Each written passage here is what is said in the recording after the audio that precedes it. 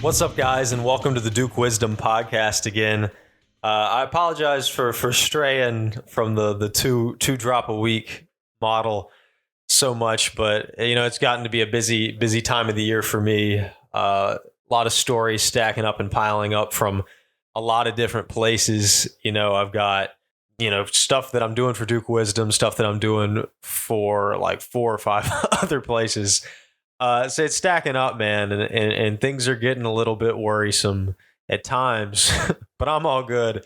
And that's pretty much exactly how I would describe Duke basketball tonight. Things are getting a little bit worrisome, but at the end of the day, they were all good. Duke wins against Louisville 83-69, and that's not the only game that I have to talk about today. They also played Pittsburgh on Saturday, dropped that one 80-76. First time Duke had lost to Pittsburgh in Cameron Indoor Stadium since the first time the two teams ever met in 1979. Obviously, meaning it's the first time Jeff Capel had ever won in Cameron. Just the third time Duke's ever lost to Pitt since they joined the ACC. First time since 2021, although that season hardly counts. So, really, the second time they lost in front of fans to Pittsburgh since the Panthers joined the ACC. That was a tough one, and we'll talk plenty about that, but I want to lead off with the game that just happened, the one that's fresh on my mind, that's fresh on everybody else's mind, and that's the Louisville game. And I want to start off a point by saying, Jeremy Roach just can't catch a break. He just can't catch a break. He hurts his knee, ends up missing the Pittsburgh game, and I'll get more into that later about just how important he is. And then he tweaks his ankle at the end of the first half against Louisville, and you could just see from the way he started walking on it that he didn't need to stay in that game. And Jeremy Roach has a tendency to do this.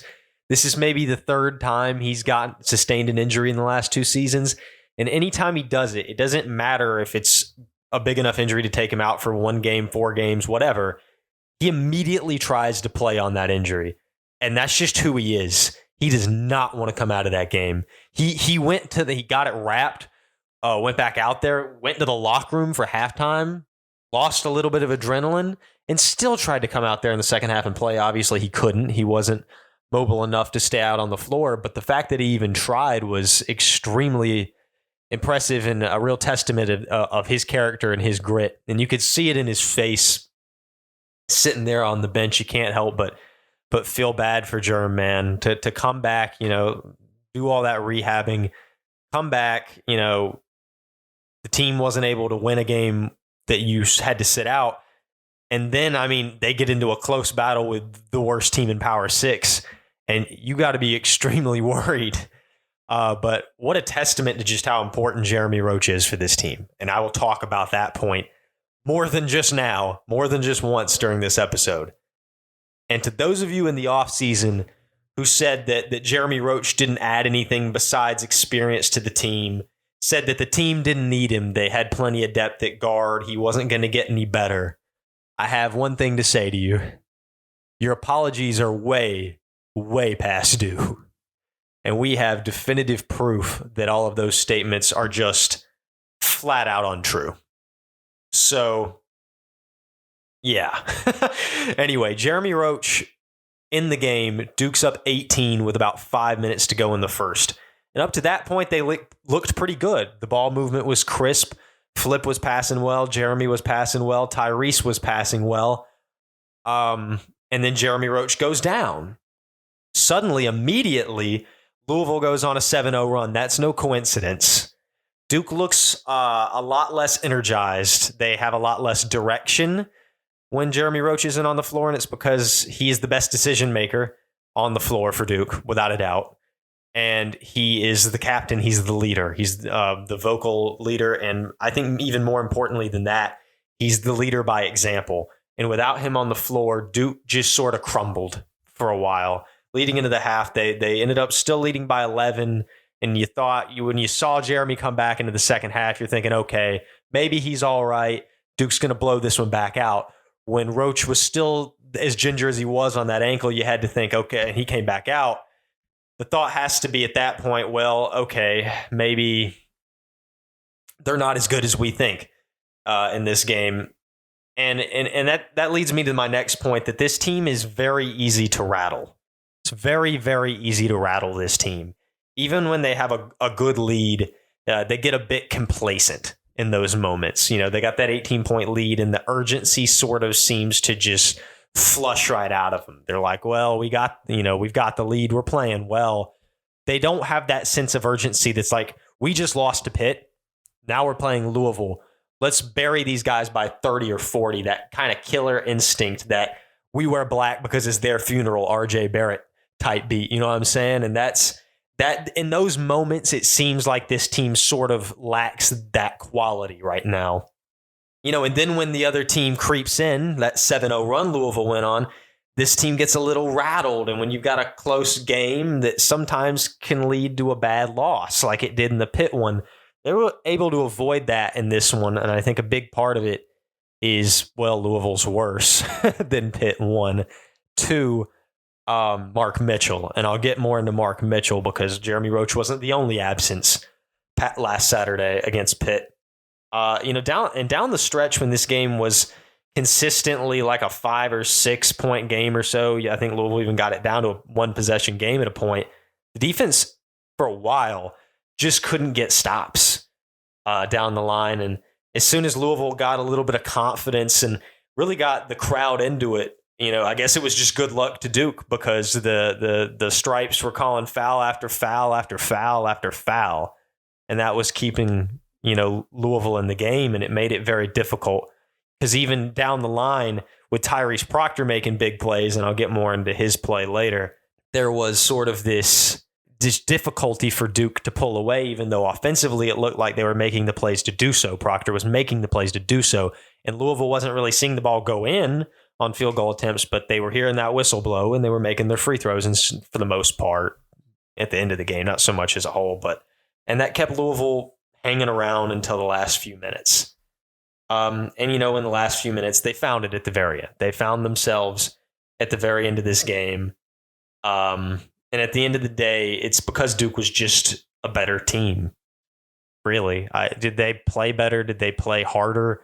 I can't say for sure, but Duke was the better team, and they would have had to have played disastrously poorly to have not walked out with the win. And for a while, it looked like that was a possibility, but they made the plays they needed to make down the stretch. So I've gotten into that, and I want to go down to a little bit of more of a player-by-player breakdown for the Louisville game, and then we'll get into the Pitt one. Want to join a community of Duke accounts publishing news, theories, and predictions on Duke athletics? Join the Duke Wisdom Network. Just go to dukewisdom.org/join network today and fill out the form with your name and social media. Or you can DM at Duke_wisdom on Twitter or Instagram. Become a part of the community of Duke fans publishing their takes today. Again, that's dukewisdom.org/join network or DM at Duke_wisdom on Twitter or Instagram. Okay, so a little bit of a player-by-player breakdown. I'll start with the player of the game who did not start. He did not have his best game against Pittsburgh, and I'll get into that later. But Tyrese Proctor comes off the bench, plays 35 minutes off the bench, mind you. Shoots 9 for 16 from the floor, 4 of 10 from 3, 2 of 5 from the free throw line. And I want to talk about this. Before I get into the praise section, what's going on with Tyrese Proctor from the free throw line this season, man? 2 of 5. He was an 87% free throw shooter last season. Before today, he had dropped 10% to 77%. I suspect that's dropped a little bit after the 2 of 5. But so just kind of wild and weird drop from freshman to sophomore season as a free throw shooter for Proctor. Some timely misses. I mean, he had a big miss against Pitt there where he got fouled on a 3 at the end of the game where Duke could have stayed in it. He ends up missing the first of 3, and basically that took Duke out of contention to win the game entirely. And then, never mind the botched Trey Jones replication, but 12 24 points. That's a career high for Tyrese Proctor. 4 assists, just 1 turnover. Somehow got out of that game in 35 minutes with no rebounds at all. But a terrific game. And with Roach down against Pitt, he did not step up in the way he needed to step up. As the returning player, as the preseason All-American, the guy who's supposed to be the leader of this team, especially if Jeremy Roach is not on the floor. And at Pitt, it felt like the guys picking up the slack were Jared McCain and Caleb Foster, the young guys who did a good job, but they don't have the leadership aspect. They had the play, not the leadership. Tyrese Proctor can bring both. We saw when they panned the camera over to him today, he was talking to Sean Stewart, being that leader on the floor for the younger guys. And when he can pair that leadership with play like he did today, he doesn't even have to shoot perfectly. 9 of 16 is pretty solid. Like, I won't lie, 9 of 16 is pretty decent shooting. 4 of 10's good. It's not like spectacular. 40% though. 10 3-point attempts is a lot. I wish he would shoot a little bit more, like 2-point attempt wise. He's very good at finding just a nook to the goal and little backhand layups, just sifting through every crevice of the defense, and he's able to find his way in and the smallest of openings. He's very, very good at that, and I wish he would do that more. My biggest complaint is always that he doesn't shoot enough. He's not aggressive enough on offense. He does a solid job of trying to set up the offense, but sometimes the offense gets a little bit stagnant when they're not hitting shots. Well, what a good point guard does, a high-level point guard, when the offense is a little stagnant and your guys aren't hitting shots, so you're trying to set them up, but the movement's not quite there. They can't hit the buckets that you're setting them up for. What a good point guard does at that point is he puts the team on his shoulders and says, all right, I'll go get the bucket. I can create it myself, because what a point guard does is he creates, and that doesn't just mean passing. That means he can create his own shot. He can go get buckets. Jeremy Roach does a fantastic job of that. Jeremy Roach is very good at setting up his teammates. Very good, especially so this season. He's not as good at it as Tyrese Proctor is. What he's better than Proctor at is creating his own shot and going and getting those buckets when the offense gets stale. Proctor usually shies away from playing that role. In a couple of instances, he has leaned into it. He leaned into it at the end of the Georgia Tech game, and he leaned into it tonight. And especially down the stretch when Duke needed big plays, he took big shots. And you don't want him to be scared to do that. The worst thing Duke can do when it gets in trouble is to sort of revert to just toss it into Kyle and let him try to do something. Because sometimes there's games like today where Kyle Filipowski just is not the best option to bail you out of tough scenarios. Often in basketball, often in college basketball, I'll say, the guy who's going to bail you out of tough moments and make those big gutsy shots, a lot of the times they're point guards. Guards win in March. That's born out of experience of what happens in the tournament. You know, who makes those gutsy plays? Tyus Jones did for the 2015 team. Who's going to make those gutsy plays for North Carolina this year? It's going to be RJ Davis. You know, point guards make gutsy plays. You can be the point guard that just sets dudes up. You can, but Tyrese Proctor is more than that. He is more than that. He has too much scoring ability to limit himself to that. And we got to see more than that today. And I'm glad. Now, Jeremy Roach, I think, is the de facto guy to do that. But having two guys that can do that, sort of like a 2015 Quinn Cook, Tyus Jones, has just enormous benefit. So that's the Tyrese Proctor spiel for today. I think this was probably his best game of his career. Obviously, it was his career high. But I do think that was his best overall game. Now, I've written down some stuff about certain players, so I'm not going to go entirely in order here. Sean Stewart. I want to talk a lot about Sean Stewart. He got to play a lot today. Dare I say, almost the most he's ever played. 15 minutes for Sean Stewart. He only attempted a single shot. He missed it. He did get fouled on another, though, and made both of them. He got a pair of blocks. Most of his blocks are goaltends. He doesn't have particularly great timing, I must say, on blocked shots. Man, he'll jump right out of the gym and he'll make your jaw drop when he gets up there to block a shot.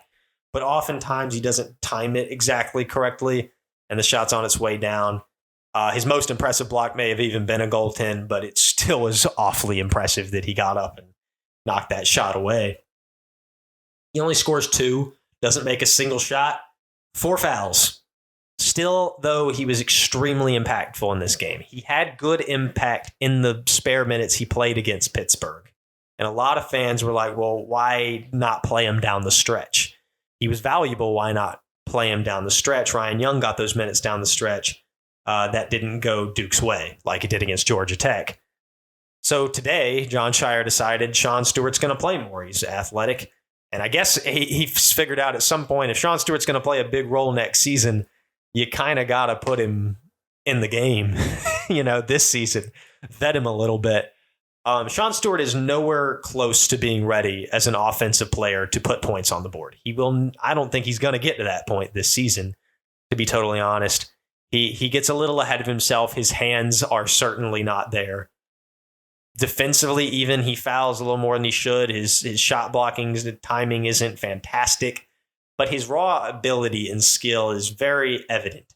His athleticism slaps you right in the face, but he found a way to impact the game in other ways. He got that block down the stretch. Particularly, he pulled down some very important offensive rebounds. He had 3 offensive rebounds, some very important, very crucial ones that helped keep possessions alive for Duke and helped ultimately keep them ahead in the game when Louisville was striking and getting close. So I think besides that one, 16-point double-double he had early in the season against, I think, LaSalle, in games that have been against Power 6 schools, I think this is by far Sean Stewart's best effort. Despite the lack of points, he's not going to be a scorer for this team necessarily. I think he could find his way to be sort of like what Harry Giles was, the 2017 team, by the end of the season, and then we'll see what he evolves into next year. But a good starting point for Stewart, and I'm interested to see if this playing time continues for Stewart, if he continues to be the guy over Ryan Young, or, well, maybe Ryan Young will be the guy playing 15 minutes a game against Clemson and Sean will barely play. We'll see. I'm interested to see how that goes against Clemson on Saturday. The next guy is Jared McCain. Not an incredibly fantastic game for most of the night. He ended the game, though, 3 of 9 from the floor, 2 of 5 from 3, hit both his free throws, ends with 10 points. He's fallen off a bit after he had that nuclear stretch at the very end of December and beginning of January. But he's cooled off, but that's all right. He did make some huge shots late. That big three-pointer to go up 12 and really kind of put the game out of reach. And then after Louisville went down and scored again, he said, give me this bucket inside. And so McCain with big shots, the freshman's not afraid to make those big shots. Duke Wisdom, we compiled our top 10 player rankings, midseason player rankings. You should go check that out, by the way, on the website, dukewisdom.org. And I ranked the players as Filipowski 1, Roach 2, McCain 3, Mitchell 4. I think that was true at the time. I think, however, I am ready to say confidently that the next guy who I want to talk about is the third best player. That's Mark Mitchell. I think McCain's fallen down a bit.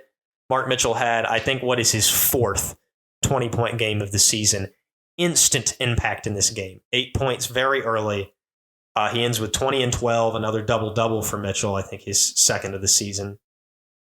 Just instantly showing what Duke was missing in that Pittsburgh game. That his ability to be this two-way defender, offensive player, provide another under-the-basket threat for Duke, who oftentimes is a more competent finisher than Kyle Filipowski is.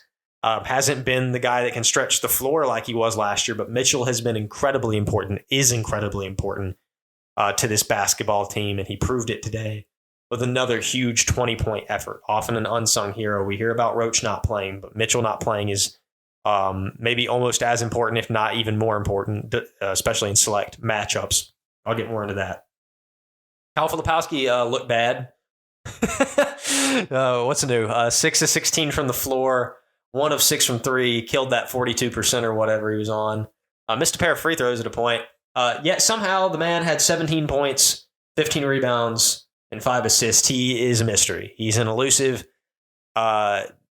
just unicorn of a man. I don't understand him, but he goes and gets his buckets. A lot of people are talking about the complaints about body language from Kyle Filipowski. Is often very negative when calls don't go his way, when the game's not going his way. And I think that's true. But one thing to admire about the guy is that he puts nose to the gridiron and he says, look, I might not be having the best game, but you're going to feel me in the box score, man. Let me tell you. And he did just that. It's always, how did he do that? Well, he did it. Next guy, I guess, is Caleb Foster. 26 minutes as a starter. I suspect will be Caleb Foster. Well, okay, if Jeremy Roach plays against Clemson, this will be Caleb Foster's last game in the starting lineup for a while, because I think Proctor will jump back in. Now, of course, if Roach misses the Clemson game with that ankle injury, Foster will remain in the starting lineup. He's been in the starting lineup for a long time. He laid a goose egg tonight. Not something he often does. He's usually pretty consistent for about 6 to 12 points or so. Not his best game, but slack was picked up by Proctor and company. Jeremy Roach only able to play 17 minutes. I talked about him, an absolute trooper. You just can't keep him out of the game, and I have my sincere doubts if without Roach for a full game, can Duke beat literally anyone in the ACC? I don't know. I do not know. If Duke didn't have Roach for the entire game today, do they win that game? Maybe. I can confidently say if they went into that game today without Roach or Mitchell like they came into that game against Pitt, that this game would have ended a one-possession game. I truly believe that. Whether Duke wins it or not, if they didn't have those two guys like they didn't against Pitt, I mean, this Duke is a completely different team without Jeremy Roach, and they are an unrecognizable team without Roach or Mitchell. It is just night and day. Jeremy Roach had a good game, though, before the injury, 10 points. Some confident shot making. He was 2 of 4 from 3, 3 of 7 from the floor. The senior captain's been brilliant. He just doesn't have luck on his side right now. Duke fans can't do anything but hope that this ankle injury isn't anything major. And I know if he can play on it, he will. There's no doubt about that. That's just how he is. Ryan Young only played 3 minutes. I talked about kind of his diminishing role today with Stewart's emergence into the rotation. The other guy is Jalen Blakes. He played just 6 minutes. If there's one thing Jalen Blakes is going to do when he's on the floor, it's foul. He found a way to commit 2 fouls in the small amount of time that he was on the floor. He's just sort of built different that way. But and that kind of concludes, I think, the talk for today. Let me see. I'm going to go through my notes. Well, okay, one thing I will say is for a while there in the game, now he redeemed himself a bit at the end, but Filipowski doesn't play, strong enough when Duke's losing Jeremy Roach or Mark Mitchell. He's sort of like he needs to realize that in their absence, he needs to play enormously well. And I know that it's easier said than done because with those two guys off the floor, teams can divert even more of their defensive attention than they already do to Filipowski. But he needs to play with a little more poise, maybe, in times like that. But he redeemed himself. He always finds a way to get those buckets. Filipowski is still one of the best players in the country. That's the Louisville game. Wasn't pretty. Duke got the win, though. Talk about things that weren't pretty. I didn't want to talk about the Pitt game without having another game to talk about because I wanted to see exactly what was happening. If Duke had blown it out, I would have had an even more optimistic writing off what happened at Pittsburgh. Since Duke struggled a bit in the Louisville game, I'm going to write it off a bit, but still be very much skeptical of this team. You have to be a skeptic when the team isn't dominating teams like Louisville. So now if Duke had lost to Louisville, obviously this would have been the worst podcast episode you've ever listened to as a Duke fan.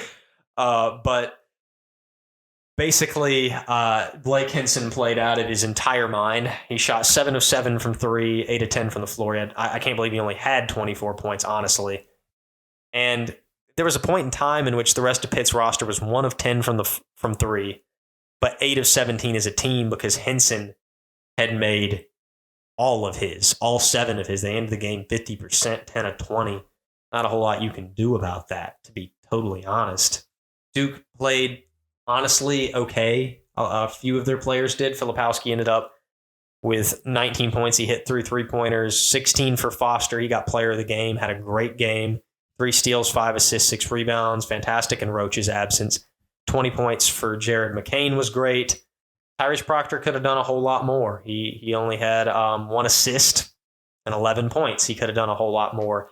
And I talked about how he stepped up today in ways that he wasn't able to against Pittsburgh. And I think him not playing the role he needed to play played a big role in why Duke was not able to come out with that win. And then comes my least favorite thing that John Shire has maybe done ever. And that was start Jalen Blakes in that Pittsburgh game. When I saw that starting lineup, I almost lost my entire mind. My entire mind was almost just right out the window. So Zach Austin starts for Pitt at the 3. He's 6'7", 210. Blake Hinson starts at the 4. He's 6'8", 230. And then Federico, the 5, 6'11", 225. I get there's no Mark Mitchell, and because there was no Mark Mitchell, I was highly suspect of this game. When I figured that they wouldn't have Mitchell or Roach, but especially Mitchell, I was thinking this matchup's going to be an absolute nightmare. It's going to be nightmare fuel. And especially if there's no Roach, the offensive slack that's going to have to be picked up by Filipowski, he's going to have to go drop a near 30-piece for Duke to win this game. I think that was the case. I think, that 19's still a solid game, but because of there being so many men down, I talked about it time and time again against Georgia Tech. Georgia Tech was just built physically to play against a Duke team without Mark Mitchell because Duke does not have any true wings. They don't have any tall wings. They don't have but one athletic forward that can defend, and that's Mark Mitchell. And I understand fully Jalen Blakes tries really hard. And I understand that Young's not incredibly agile or athletic, perhaps. But in this matchup specifically, with that much size that Pittsburgh's bringing to the table, you cannot start Jalen Blakes. You just can't do that. And he only ended up playing 13 minutes in the game, but Duke got out down 9-0 to start. Because if you started Ryan Young, or heck, even Sean Stewart, that wasn't going to happen. So if you started Ryan Young, you can put him on Federico. I mean, Federico's a whole lot more athletic, but he's not a dribble threat. You can try to put Filipowski on Hinson. It's not the greatest matchup in the world, but it's better than the alternative of Jalen Blakes or Tyrese Proctor or Caleb Foster trying to guard Blake Hinson, which they just physically were not able to successfully do the entire night, which is no surprise. And then there's Zach Austin at the 3. You got another guard trying to guard him as well. It's not like he had all that fantastic of a game anyway. But it was always going to present, Blake Hinson was always going to present a million challenges to Duke with no Mark Mitchell. With Mark Mitchell in that game, they didn't even need Jeremy Roach against Pitt. With Mark Mitchell there, Duke would have won that game. Maybe even by double digits. And I mean that. Because the matchup nightmare that presented, and honestly, it's just like, if he hadn't shot out of his mind, Duke still would have won this game.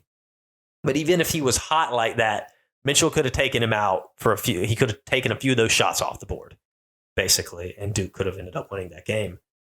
But Mitchell's absence very much felt. Jeremy Roach's absence felt in the way that they looked disorganized. They didn't look like they had a focal point, a leader on the floor. They were rattled and frustrated and looked like they just wanted to get that game over with. And that's not the way you can play. And in Roach's absence, the guy that has to step up into that role is Tyrese Proctor, because he is the captain guard, the point guard. And what he did against Louisville and was able to bring Duke through the tough times against the Cards, he was not able to do against Pittsburgh. And that was big. Missing those two guys, and I can't stress this enough.